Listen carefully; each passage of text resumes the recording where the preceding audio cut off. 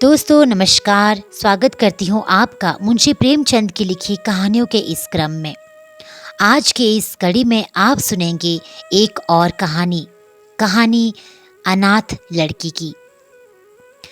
सेठ पुरुषोत्तम दास पूना की सरस्वती पाठशाला का मुआयना करने के बाद बाहर निकले तो एक लड़की ने दौड़कर उनका दामन पकड़ लिया। सेठ जी रुक गए और मोहब्बत से उसकी तरफ देखकर पूछा, क्या नाम है? लड़की ने जवाब दिया, रोहिणी। सेठ जी ने उसे गोद में उठा लिया और बोले, तुम्हें कुछ इनाम मिला? लड़की ने उनकी तरफ बच्चों की गंभीरता से देखना शुरू कर दिया और कहा, तुम चले जाते हो, मुझे रोना आता है, मुझे भी साथ लेते चलो। सेठ जी ने हंसकर कहा, मुझे बड़ी दूर जाना है, तुम कैसे चलोगी? रोहिणी ने प्यार से उनकी गर्दन में हाथ डाल दिए और बोली, जहाँ तुम जाओगे वहीं मैं भी चलूंगी, मैं तुम्हारी बेटी होंगी। मदरसे के अफसर ने आगे बढ़कर कहा, इसका बाप साल भर हुआ नहीं रहा, माँ कपड़े सीती है, बड़ी मुश्किल से गुजर होती है। सेठ जी के स्वभाव में करुणा बहुत थी। ये सुनकर उनकी आंखें भर आई। उस भोली प्रार्थना में वह दर्द था जो पत्थर से दिल को पिघला सकता था। बेकसी और यतीमी को इससे ज़्यादा दर्दनाक ढंग से जाहिर करना नामुमकिन था। उन्होंने सोचा, इस नन्हे से दिल में न जाने क्या अरमान होंगे और लड़कियां अपने खिलौने दिखाकर कहती होंगी, ये मेरे पापा ने दिया है। ये अपने बाप के साथ मदरसे आती होंगी, उसके साथ मेलों में जाती होंगी, उनकी दिलचस्पियों का जिक्र करती होंगी। ये सब बातें सुन सुनकर इस भोली लड़की को भी ख्वाहिश होती होगी कि मेरे बाप होता। माँ की मोहब्बत में गहराई और आत्मीयता होती है जिसे बच्चे समझ नहीं सकते। बाप की मोहब्बत में खुशी और चाव होता है जिसे बच्चे खूब समझते हैं। सेठ जी ने रोहिणी को प्यार से गले लगा लिया और बोले, अच्छा, मैं तुम्हें अपनी बेटी बनाऊंगा, लेकिन खूब जी लगाकर पढ़ना। अब छुट्टी का वक्त आ गया है, मेरे साथ आओ, तुम्हारे घर पहुंचा दूं। ये कहकर उन्होंने रोहिणी को अपनी मोटर कार में बिठा लिया। रोहिणी ने बड़े इत्मीनान से और गर्व से अपनी सहेलियों की तरफ देखा। उसकी बड़ी बड़ी आंखें खुशी से चमक रही थी और चेहरा चांदनी रात की तरह खिला हुआ था। सेठ ने रोहिणी को बाजार की खूब सैर कराई। कुछ अपनी पसंद से उसकी बहुत सी चीज़ें खरीदी। यहाँ तक कि रोहिणी बातें करते करते कुछ थक सी गई और खामोश हो गई। उसने इतनी चीज़ें देखी, इतनी बातें सुनी कि उसका जी भर गया। शाम होते होते रोहिणी के घर पहुंचे और मोटर कार से उतरकर रोहिणी को अब कुछ आराम मिला। दरवाज़ा बंद था। उसकी माँ किसी ग्राहक के घर कपड़े देने गई थी। रोहिणी ने अपने तोहफों को उल्टना पलटना शुरू किया। खूबसूरत रबड़ के खिलौने, चीनी की गुड़िया जरा दबाने से चूं चूं करने लगती और रोहिणी ये प्यारा संगीत सुनकर फूली न समाती थी। रेशमी कपड़े और रंग बिरंगी साड़ियों की कई बंडल थे, लेकिन मखमली बूटे की गुलकारियों ने उसे खूब लुभाया था। उसे उन चीज़ों को पाने की जितनी खुशी थी, उससे ज़्यादा उन्हें अपनी सहेलियों को दिखाने की बेचैनी थी। सुंदरी के जूते अच्छे सही, लेकिन उनमें ऐसे फूल कहाँ? ऐसी गुड़िया उसने कभी नहीं देखी होगी। इन ख्यालों से उसके दिल में उमंग भर आई और वह अपनी मोहिनी आवाज़ में एक गीत गाने लगी। सेठ जी दरवाजे पर खड़े इन पवित्र दृश्य का हार्दिक आनंद उठा रहे थे। इतने में रोहिणी की माँ रुक्मणी कपड़ों की एक पोटली लिए हुए आती दिखाई दी। रोहिणी ने खुशी से पागल होकर एक छलांग भरी और उसके पैरों से लिपट गई। रुक्मणी का चेहरा पीला था, आंखों में हसरत और बेकसी छिपी हुई थी। गुप्त चिंता का सजीव चित्र मालूम होती थी, जिसके लिए जिंदगी में कोई सहारा नहीं। मगर रोहिणी को जब उसने गोद में उठाकर प्यार से चूमा तो कुछ देर के लिए उसकी आंखों में उम्मीद और जिंदगी की झलक दिखाई दी। मुरझाया हुआ फूल खिल गया। बोली, आज तू इतनी देर तक कहाँ रही? मैं तुझे ढूंढने पाठशाला गई थी। रोहिणी ने हुंकार कर कहा, मैं मोटर कार पर बैठकर बाजार गई थी, वहाँ से बहुत अच्छी अच्छी चीज़ें लाई हूँ। वह देखो कौन खड़ा है। माँ ने सेठ जी की तरफ ताका और लजाकर सिर झुका लिया। बरामदे में पहुंचते ही रोहिणी माँ की गोद से उतरकर सेठ जी के पास गई और अपनी माँ को यकीन दिलाने के लिए भोलेपन से बोली, क्यों, तुम मेरे बाप हो ना? सेठ जी ने उसे प्यार करके कहा, हाँ, तुम मेरी प्यारी बेटी हो। रोहिणी ने उनसे मुंह की तरफ याचना भरी आंखों से देखकर कहा, अब तुम रोज यहीं रहा करोगे? सेठ जी ने उनके बाल सुलझा कर जवाब दिया, मैं यहाँ रहूँगा तो काम कौन करेगा? मैं कभी कभी तुम्हें मिलने आया करूँगा, लेकिन वहाँ से तुम्हारे लिए अच्छी अच्छी चीज़ें भेजूँगा। रोहिणी कुछ उदास सी हो गई। इतने में उसकी माँ ने मकान का दरवाज़ा खोला और बड़ी फुर्ती से मेले बिछावन और फटे हुए कपड़े समेटकर कोने में डाल दिए कि कहीं सेठ जी की निगाह उन पर न पड़ जाए। ये स्वाभिमान स्त्रियों की खास अपनी चीज़ है। रुक्मिणी अब इस सोच में पड़ी थी कि मैं इनकी क्या खातिरदार तवाज़ो करूं। उसने सेठ जी का नाम सुना था। उसका पति हमेशा उनकी बड़ाई किया करता था। वह उनकी दया और उदारता की चर्चाएं अनेकों बार सुना करती थी। वह उन्हें अपने मन का देवता समझा करती थी। उसे क्या उम्मीद थी कि कभी उसका घर भी उनके कदमों से रोशन होगा, लेकिन आज जब वह शुभ दिन का संयोग आया तो इस काबिल भी नहीं थी कि उन्हें बैठाने के लिए एक मोड़ा दे सके। घर में पान और इलायची भी नहीं। वह अपने आंसुओं को किसी तरह न रोक सकी। आखिर जब अंधेरा हो गया, पास के ठाकर द्वारे से घंटों और नगाड़ों की आवाज़ें आने लगी तो उन्होंने ज़रा ऊंची आवाज़ में कहा, भाई जी अब मैं जाता हूँ, मुझे अभी यहाँ बहुत से काम करना है। मेरी रोहिणी को कोई तकलीफ ना हो। मुझे जब मौका मिलेगा उसे देखने आऊँगा।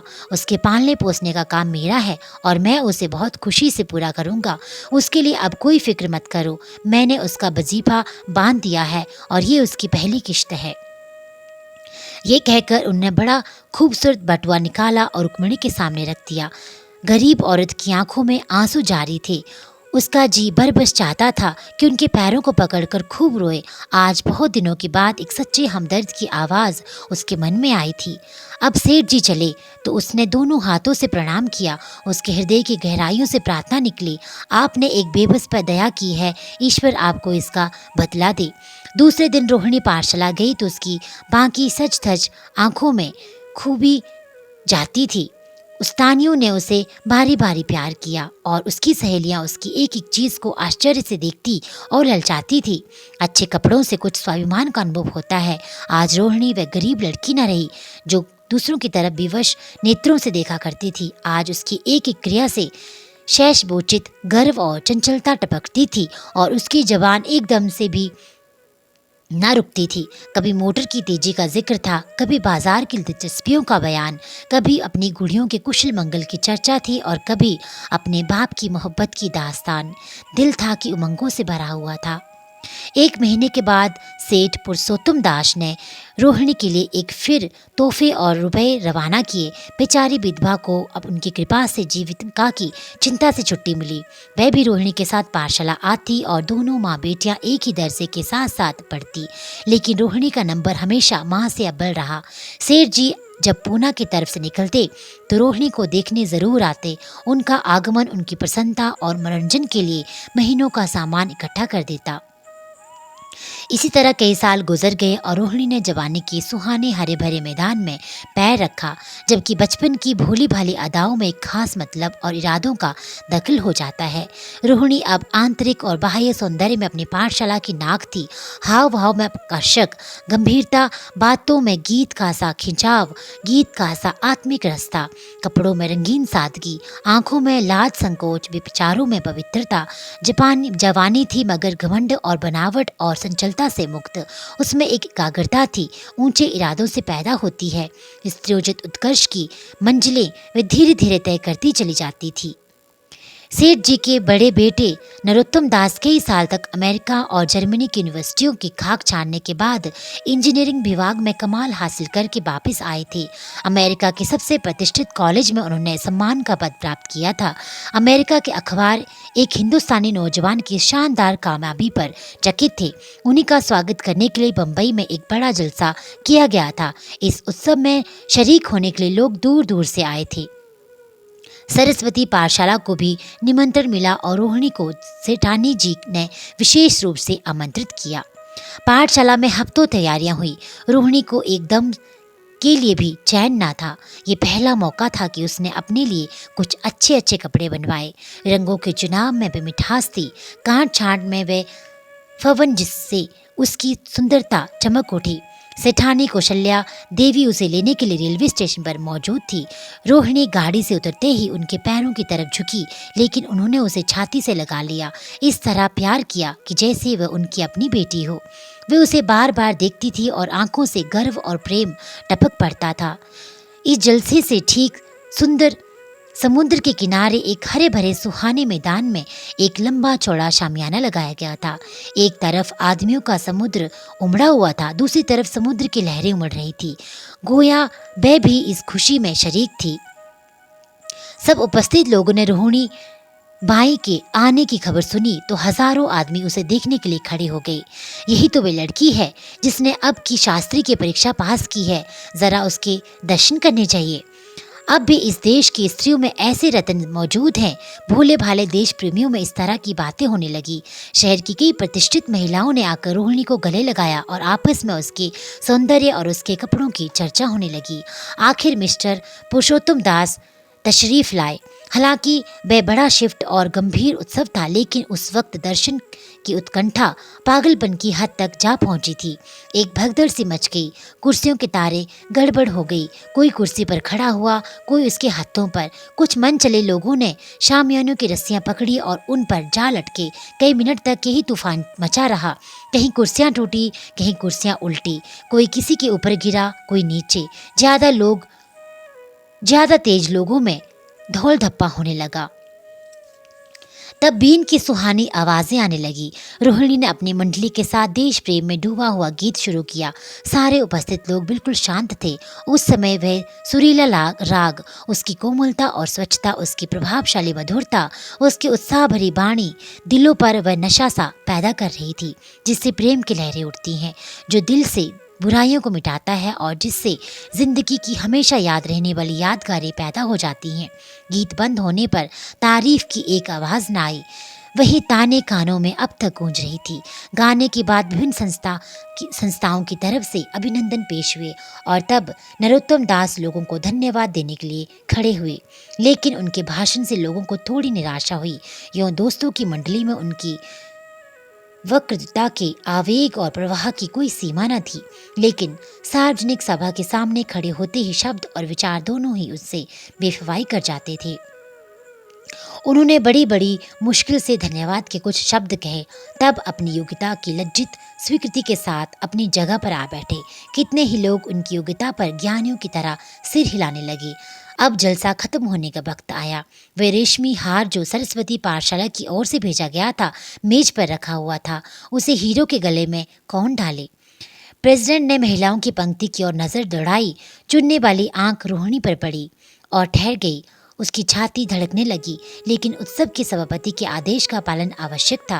वह सिर झुकाए हुए मेज के पास आई और कांपते हाथों से हार को उठा लिया। एक क्षण के लिए दोनों की आंखें मिली और रोहिणी ने नरोत्तम दास के गले में हार डाल दिया। दूसरे दिन सरस्वती पाठशाला के मेहमान विदा हुए, लेकिन कौशल्या देवी ने रोहिणी को न जाने दिया। बोली, अभी तुम्हें देखने से जी नहीं भरा, तुम्हें यहाँ एक हफ्ता रहना होगा। आखिर मैं भी तो तुम्हारी माँ हूँ। एक माँ से इतना प्यार और दूसरी माँ से इतना अलगाव। रोहिणी कुछ जवाब न दे सकी। ये सारा हफ्ता कौशल्या देवी ने उसकी विदाई की तैयारियों में खर्च किया। 7वें दिन उसे विदा करने के लिए स्टेशन तक आई। चलते वक्त उसे गले मिली और बहुत कोशिश करने पर भी आंसुओं को न रोक सकी। नरोत्तम दास भी आए। उनका चेहरा उदास था। कौशल्या ने उनकी तरफ सहानुभूतिपूर्ण आंखों से देखकर कहा, मुझे तो ये ख्याल ही न रहा, रोहिणी, क्या यहाँ से पूना तक अकेली जाओगी? क्या हर्ज है, तुम ही चले जाओ, शाम की गाड़ी से लौट आना। नरोत्तम दास के चेहरे पर खुशी की लहर दौड़ गई, जो इन शब्दों में ना छिप सकी। अच्छा, मैं ही चला जाऊंगा। वह इस फिक्र में था कि देखे विदाई की बातचीत का मौका भी मिलता है या नहीं। अब वह खूब जी भरकर अपनी दर्द दिल सुनाएगा और मुमकिन हुआ तो उस लाल संकोच को जो उदासीनता के पर्दे में छिपी हुई है मिटा देंगी। रुक्मिणी को अब रोहिणी की शादी की फिक्र हुई। पड़ोस की औरतों में इसकी चर्चा होने लगी थी। लड़की इतनी सयानी हो गई है, अब क्या बुढ़ापे में ब्याह होगा? कई जगह से बातें आई। उनमें कुछ बड़े प्रतिष्ठित घराने थे, लेकिन जब रुक्मिणी उन पैमानों को सेठ जी के पास भेजती तो वे यही जवाब देती कि मैं खुद फिक्र में हूँ। रुक्मिणी को उनकी टाल मटोल बुरी मालूम होती थी। रोहिणी को बम्बई से लौटे महीना भर हो गया चुका था। एक दिन मैं पाठशाला से लौटी तो अम्मा की चारपाई पर एक खत पड़ा हुआ मिला। रोहिणी पढ़ने लगी। लिखा था, बहन, जब से मैंने तुम्हारी लड़की को बम्बई में देखा है मैं उस पर रीझ गई हूँ। अब उसके बगैर मुझे चैन नहीं है। क्या मेरा ऐसा भाग्य होगा कि वह मेरी बहू बन सके? मैं गरीब हूँ, लेकिन मैंने सेठ जी को राजी कर लिया है। तुम भी मेरी ये विनती कबूल करो। मैं तुम्हारी लड़की को चाहे फूलों की सेज पर न सुला सकूं, लेकिन इस घर का एक एक आदमी उसे आंखों की पुतली बनाकर रखेगा। अब रहा लड़का, माँ के मुंह से लड़के का बखान कुछ अच्छा नहीं मालूम होता, लेकिन ये कह सकती हूँ कि परमात्मा ने ये जोड़ी अपने हाथों से बनाई है।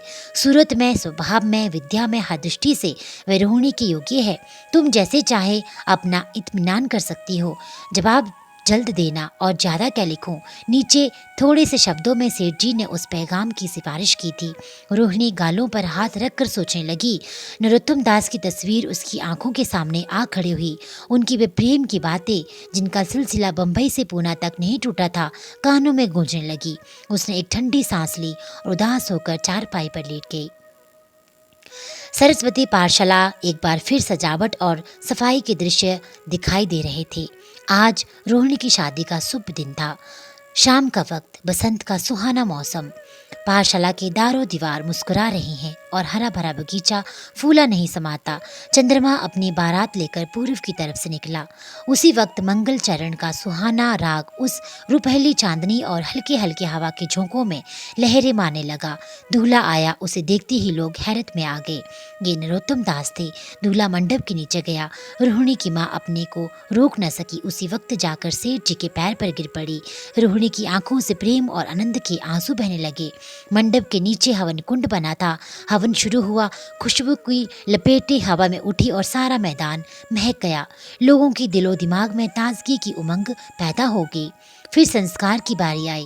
दूल्हा और दुल्हन ने आपस में हमदर्दी, जिम्मेदारी और वफादारी के पवित्र शब्द अपनी जबानों से कहे।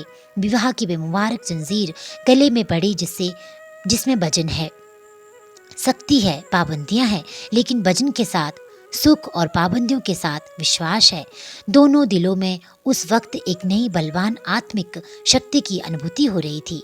जब शादी की रस्में खत्म हुई तो नाच गाने की मजलिस का दौर आया। मोह गीत गूंजने लगे। सेठ जी थक कर चूर हो गए थे। जरा दम लेने के लिए बगीचे में जाकर एक बेंच पर बैठ के ठंडी ठंडी हवा आ रही थी। एक नशा सा पैदा करने वाली शांति चारों तरफ छाई हुई थी। उसी वक्त रोहिणी उनके पास आई और उनके पैरों से लिपट गई। सेठ जी ने उसे उठाकर गले से लगा लिया और हंसकर बोले, क्यों, अब तो तुम मेरी अपनी बेटी हो गई।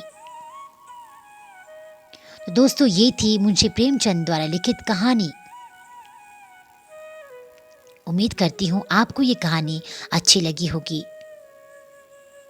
कहानी का शीर्षक था अनाथ लड़की। ऐसी अन्य कहानियाँ सुनने के लिए इस चैनल के साथ जुड़े रहिए। चैनल को अधिक से अधिक लाइक और शेयर कीजिए। पहली बार वीडियो सुन रहे हैं तो वीडियो को और चैनल को सब्सक्राइब करना बिल्कुल ना भूलिएगा। आपका दिन शुभ हो। हर हर महादेव।